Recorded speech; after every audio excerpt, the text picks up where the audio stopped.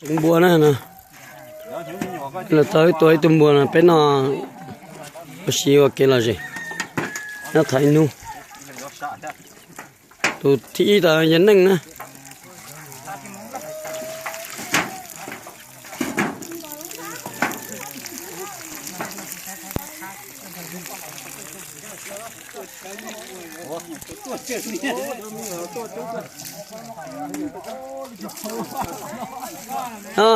rồi trông ra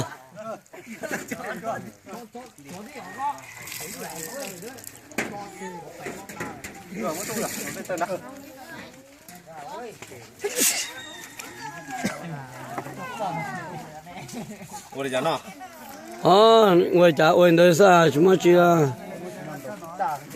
nằm ở quý hai này có gì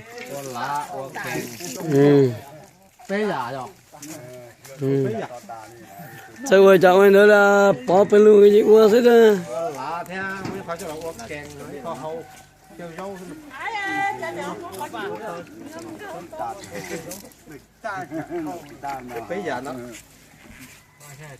cái nào loại nghe chưa Ồ, lũ dính đàn nào của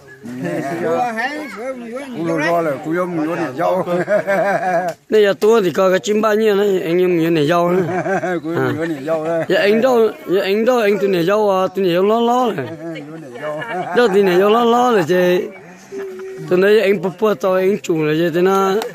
Em cho tôi chia.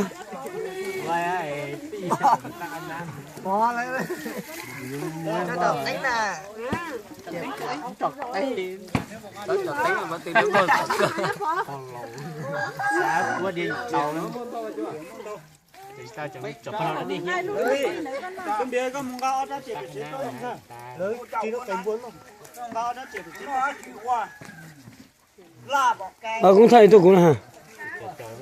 Cũng thấy thế. Người giặc cái luôn. Chị có tuần đó chị nó đừng con thì to nó nít tin lo này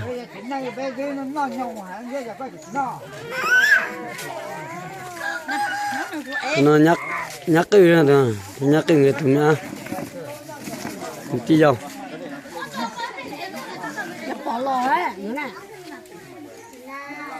nó có luôn chùa nữa nè đến đấy thôi nó bỏ nó thôi nhá cá đây là chim này nhá ai coi nhấp bỏ ô chỉ bỏ cái liao nè chỉ kia nè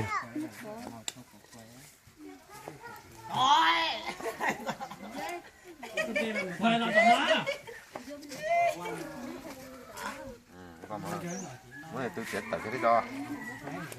Số chẳng lành gì.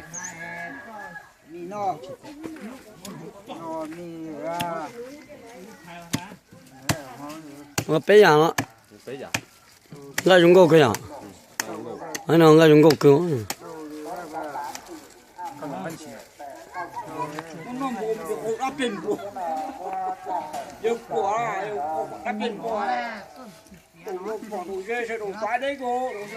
tụi bữa nó muốn chỉ tay à một tay chờ này à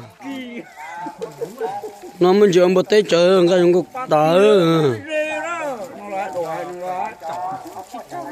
ta tao giống nó cứ như tờ có thể mua lột xì trong tháo nó mới